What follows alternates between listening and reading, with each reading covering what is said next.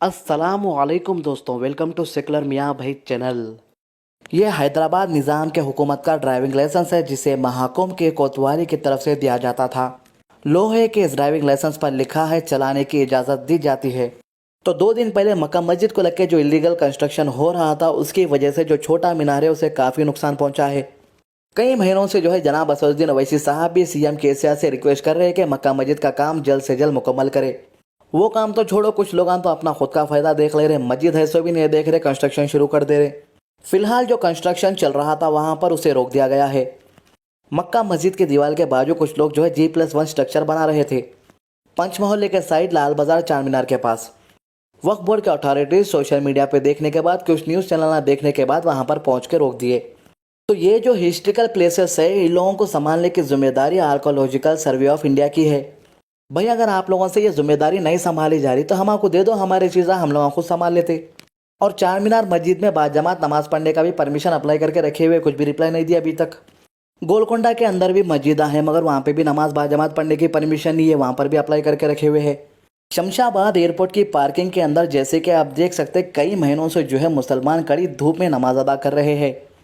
Airport authority को हम लोग ये नहीं बोले कि तुम लोग पैसे दियो हम लोग मस्जिद बना लेते, वहाँ पर बोल के नहीं बोले, हम लोग बोले खाली परमिशन दियो आप लोग। रमज़ान आने वाला है, धूपा कड़े दिन ब दिन बढ़ते ही जा रहे हैं। अब कई लोग जो है कौन से की कंट्रीज से आते हैं, वहाँ पर ड्राइवर भी रहते, उन लोग रोज़े में रहते, तो जो है धूप के अंदर इस तरीके से नमाज़ पढ़ने की वजह से रोज़ा ज़्यादा लगता है, इसीलिए परमिशन मांगे कि हम लोग खाली शीटां डाल लेते। शीटों की भी परमिशन नहीं दे रहे लोग। तो चार मीनार कई के वास्ते बना है? फिफ्थ रूलर कुतुब शाही डायनेस्टी के मोहम्मद कोली कुतुब शाह जो है 1591 में चार मीनार इसीलिए बनाए कई के वास्ते बोले तो लोग जो गोलकोंडा के अंदर रह रहे थे वो काफ़ी पुराना हो गया था, तो इसीलिए उन्होंने इरादा करे कि एक नई सिटी को तामीर करेंगे, जिसके बाद उन्होंने चार मीनार बनाए। इसीलिए बनाए ताकि उसके अंदर बाजमात नमाज अदा कर सके और मदरसा चला सके। जिस मकसद की वजह से चार मीनार बनाए, आज चार मीनार के ऊपर उसका वजूद ही नहीं है, ना मदरसा रहा ना मस्जिद रही। और वहाँ पर जब मंदिर ही नहीं थी तो मंदिर बना लिए, इससे मेरे को कोई भी ऑब्जेक्शन नहीं है। लोग मंदिर को जाते, अमित शाह भी आया, बड़े बड़े लीडर भी आके गए, तो नॉन मुस्लिम मंदिर को जा सकते, पूजा कर सकते, आ सकते, मगर मुसलमान चार मीनार मस्जिद के अंदर ऊपर जाके नमाज नहीं पढ़ सकते। उसके वास्ते हमको परमिशन लेना पड़ा, अप्लाई करके रखे हुए है। तो दोस्तों मेरे बोलने का मतलब यही है कि जो हमारे मस्जिदा पहले से बने हुए हैं वहाँ पर तो नमाज नहीं पढ़ने दे रहे, शमशाबाद की एयरपोर्ट में खाली शीटां भी डालने नहीं दे रहे। अब सभी लोग जनाब असदुद्दीन ओवैसी साहब से उम्मीद लगा के बैठे कि असद साहब कुछ करेंगे बोलकर। अभी असद साहब तमिलनाडु के अंदर है, इंशाल्लाह वापस आने पर कुछ ना कुछ तो करेंगे ही। दोस्तों हैदराबाद में जो लैंड ग्रैबिंग का सिलसिला चल रहा है वो रुकने का नाम भी नहीं ले रहा, और हाल ही में कई केसेस अपन लोग देखे। अब माहौल ऐसा हो गया कि इसको तभी मैं जरा चार मीनार के ऊपर 2 बेडरूम हॉल किचन ज़बरदस्त बना के दे दो, बोलता बना के दे देता उन्हें। एग्जाम्पल बोला मैं सही, कहीं लोग कमेंट करके मेरे को होना बोलेंगे चार मीनार के ऊपर बेडरूम हॉल किचन नहीं तो नहीं, खाली नमाज पढ़ने की परमिशन भी दे दो तो बहुत अच्छा रहेगा हमारे वास्ते। तेलंगाना में गूगल में सबसे ज़्यादा सर्च करने वाला वर्ड जो है लॉकडाउन है कहते, तो इसीलिए मैं सबको कहना चाहूँगा कि लॉकडाउन अब होने वाला नहीं है पूरी तरीके से, मगर सभी लोगों के लिए रिक्वेस्ट है कि मास्क पहनकर घर से निकले और सोशल डिस्टेंसिंग का जो रूल है फॉलो करें। कर्नाटका के कैबिनेट मंत्री ने सीएम येदियुरप्पा पर ही लगा दिया दखल देने का आरोप, राज्यपाल और बीजेपी नेतृत्व से की शिकायत। अब इन्हें जो है बैठे जगह नहीं बैठ के हवा को कैसो कांटियाँ लगा लिया जैसा दिख रहा। कर्नाटका की राजधानी में उथल पुथल जारी है। एक कैबिनेट मंत्री ने मुख्यमंत्री BS येदियुरप्पा पर ही अपने कामकाज में सिग्नेचर और उनकी बिना परमिशन के पैसों को मंजूर करने पर आरोप लगाया है। राज्य सरकार में ग्रामीण विकास मंत्री KS ईश्वरप्पा ने सीएम येदियुरप्पा पर आरोप लगाते हैं कि मुख्यमंत्री उनके काम में दखल देते हैं, और इसे लेकर मंत्री ने राज्यपाल और बीजेपी नेतृत्व से शिकायत की है।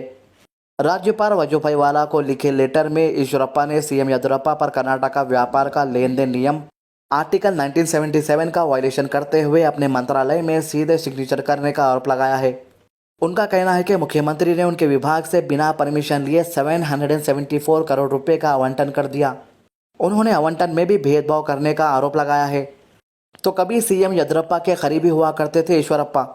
सूरजवाला ने ट्वीट कर कहा है कि ये चोरी किए गए जनादेश के जरिए पैदा हुई एक गैर कानूनी सरकार है जो भ्रष्टाचार में लगी हुई है, केवल एक आम आदमी की सेवा करने के लिए एक सत्तावादी फैशन में चलाया जाता है।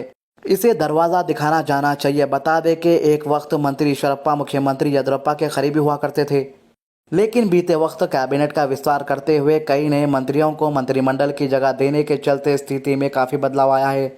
तो ऑपरेशन कमल, कर्नाटक के मुख्यमंत्री बीएस येदियुरप्पा को एक और बड़ा झटका लगा है। हाईकोर्ट ने जांच को दी मंजूरी। कर्नाटक के मुख्यमंत्री बीएस येदियुरप्पा ने कहा कि पूर्व मंत्री रमेश जरकीहोली का जो वीडियो वायरल हुआ है उससे कोई असर नहीं पड़ेगा चुनावों पर। इतना ही नहीं, उन्होंने जरकीहोली से चुनाव प्रचार में शामिल होने की भी रिक्वेस्ट की थी। येदियुरप्पा ने यह भी कहा था कि इस मामले में सच्चाई सामने आने तक जांच चलती रहेगी।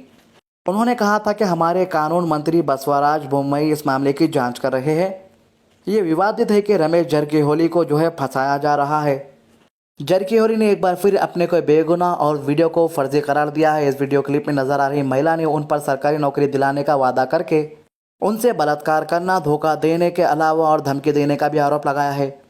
बेलगाम लोकसभा सीट, मस्की और बसवा कल्याण विधानसभा सीटों पर 17 अप्रैल को चुनाव है।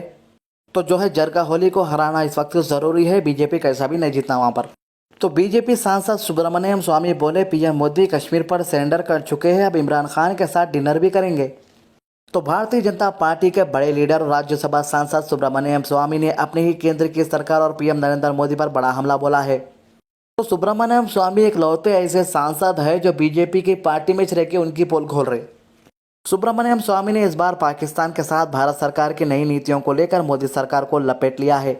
मालूम हो कि पिछले कुछ वक्त से भारत और पाकिस्तान के साथ व्यापारिक संबंधों की बहाली की अटकलें लगाई जा रही है। इसी को लेकर स्वामी ने मोदी सरकार का प्रचार करना शुरू कर दिया है। पीएम मोदी पर बयानी हमला करते हुए स्वामी ने कहा है कि संभव है कि आने वाले कुछ दिनों में भारत के प्रधानमंत्री नरेंद्र मोदी और पाकिस्तान के प्रधानमंत्री इमरान खान लंदन में एक साथ डिनर करते हुए नजर आएंगे। तो सुब्रमण्यम स्वामी नहीं चाह रहे कि इंडिया पाकिस्तान का दोस्ताना फिर से दोबारा हो, इसीलिए उन्होंने पीएम मोदी के खिलाफ हो चुके हैं। वहीं प्रधानमंत्री नरेंद्र मोदी द्वारा पाकिस्तानी प्रधानमंत्री इमरान खान को बधाई मैसेज भेजे जाने के बाद इमरान खान ने भी सभी लंबित मुद्दों को लेकर वार्ता का माहौल बनाने की बात कही थी। ऐसे में सुब्रमण्यम स्वामी की बातें लगभग सही साबित हो सकती है और अगले कुछ दिनों में मोदी सरकार और इमरान साथ डिनर करते हुए दिखाई दे सकती है। सरकार एक तरफ घाटे में चल रही सरकारी कंपनियों को बंद कर रही है या निजी कंपनियों के हाथों बेचकर पैसा जुटाने में लगी है, तो दूसरी ओर सरकारी प्रोजेक्ट को निजी कंपनियों के हाथों साझा कर रही है या किराए पर देकर आमदनी बढ़ाने की तैयारी कर रही है।